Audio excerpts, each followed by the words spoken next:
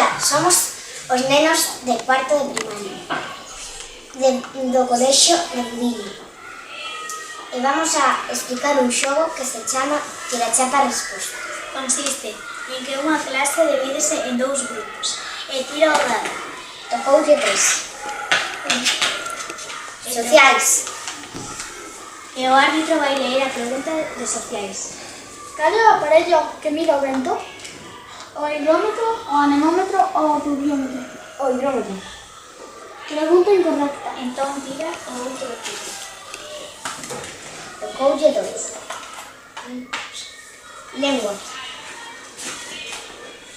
Cuando nos comunicamos, ¿qué recibe el receptor? ¿Palabras, mensajes o frases? Mensajes. Pregunta correcta.